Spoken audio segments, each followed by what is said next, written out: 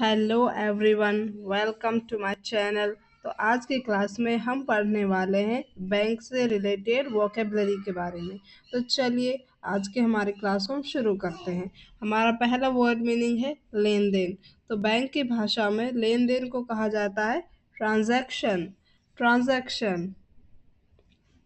खाता, account, account. चालू खाता यानी कि बैंक में जिस चालू खाते में हम पैसे अभी जमा करा रहे हैं तो उसे इंग्लिश में कहा जाएगा करंट अकाउंट। Current account. बचत खाता, वो खाता जिसमें हम अपनी बचत के पैसे जमा करते हैं अपने फ्यूचर को सिक्योर करने के लिए, तो उसे इंग्लिश में कहा जाता है सेविंग अकाउंट। Saving account. खाता संख्या, अकाउंट नंबर।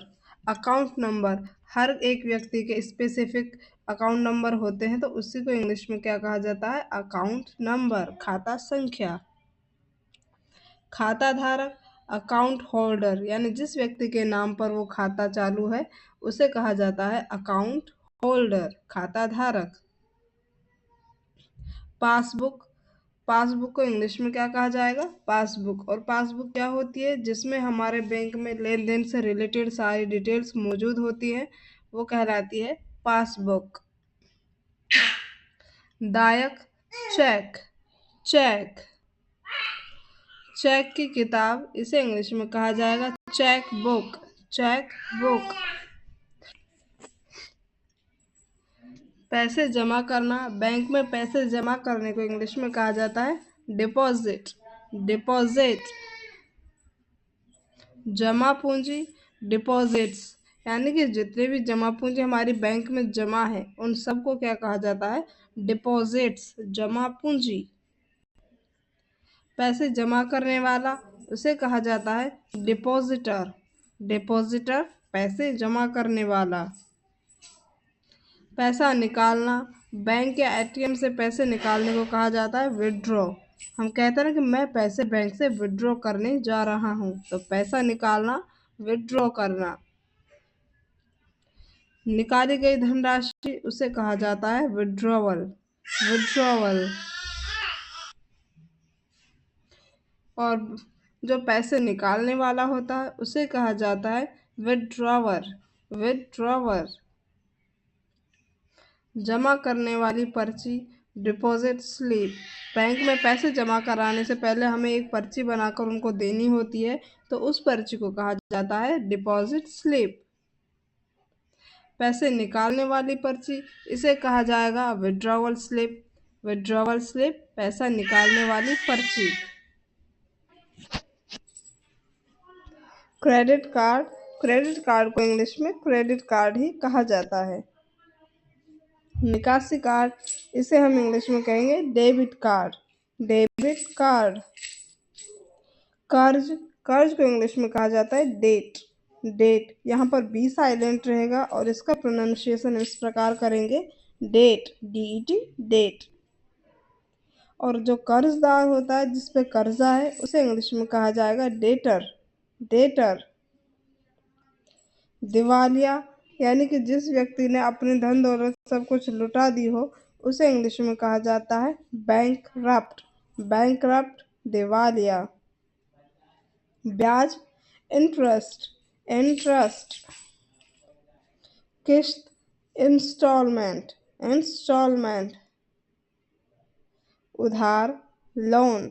बैंक से जब हम उधार लेते हैं तो उसे इंग्लिश में क्या कहते हैं? हम लोन। बैंक को इंग्लिश में भी क्या कहा जाएगा? बैंक। बैंक की जो शाखा होती है, जैसे बैंक की एक मेन ऑफिस एक जगह होती है, बाकी उसकी बहुत सारी शाखाएं हर शहर में फैली होती है, तो उसे इंग्लिश में कहा जाता है ब्रांच। ब्रांच। जो बैंक का अधिकारी होता है उसे इंग्लिश में कहा जाएगा बैंकर। बैंकर। बैंक संचालक, bank manager. Bank manager. Rokadia, यानी जो पैसे देने या लेने पर होता है उसे कहा जाता है रोकड़िया, और इस इंग्लिश में इसे कहेंगे कैशियर। कैशियर, रोकड़िया। लिपिक, क्लर्क। क्लर्क। चौकीदार, वॉचमैन जो बैंक के बाहर रहकर बैंक की रखवाली करता है, आने जाने वाले लोगों का ध्यान रखता है, उसे हम कहते हैं वॉचमैन। कोष कक्ष, इसे कहा जाएगा वोल्ट या फिर स्ट्रॉन्ग रूम। ताले वाली अलमारी, बैंक में अलग से ताले वाली अलमारियां होती है जिनमें हम अपनी ज्वेलरी वगैरह उसको भी डिपॉजिट करा सकते हैं, तो उसे इंग्लिश में कहा जाएगा लॉकर। लॉकर, इसके अंदर हम अपनी ज़मीन जायदाद के कागज़ वगैरह सब वहाँ पे डिपॉजिट कर सकते हैं, सेफ रहने के लिए वहाँ पे इनको रख सकते हैं बैंक में। निष्क्रिय, डोमेंट। डोमेंट यानी जो किसी का खाता क्या है, निष्क्रिय है, उन्होंने बहुत दिनों से उस खाते में कोई लेन देन नहीं किया, तो बैंक की तरफ से उस खाते को निष्क्रिय किया जाता है और उसे इंग्लिश में कहा जाता है डोमेंट अकाउंट। सक्रिय, और जो खाता भी सक्रिय है जिसमें लेन देन चालू है, उसे कहा जाएगा एक्टिव अकाउंट। शेष राशि, यानी कि आपने जितनी भी राशि बैंक से निकाल ली है उसके अलावा जो राशि आपके बैंक खाते में बची है उसे कहा जाएगा शेष राशि और उसे इंग्लिश में कहते हैं बैलेंस। बैलेंस।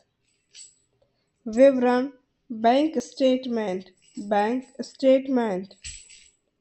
रकम, अमाउंट। अमाउंट। नगद धनराशि, हार्ड कैश। Hard cash. गिरवी, मॉर्टगेज। मॉर्टगेज। बैंक ड्राफ्ट, इसे इंग्लिश में भी बैंक ड्राफ्ट कहेंगे। मियादी जमा, फिक्स्ड डिपॉजिट, जिसे शॉर्ट फॉर्म में हम एफडी भी कहते हैं, तो ये क्या है, फिक्स्ड डिपॉजिट। कोड भाषा, इसे कहा जाता है कोड, जैसे फॉर एग्जांपल आईएफएससी कोड। प्राप्तकर्ता, पेई। पेई। हिताधिकारी, बेनिफिशियरी। बेनिफिशियरी। पैसे आना, इसे इंग्लिश में कहते हैं क्रेडिट, और पैसे जाना, इसे इंग्लिश में कहा जाएगा डेबिट।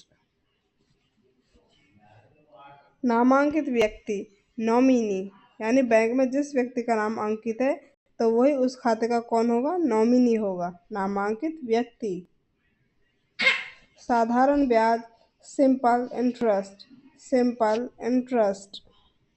चक्रवृद्धि ब्याज, कंपाउंड इंटरेस्ट। Compound interest.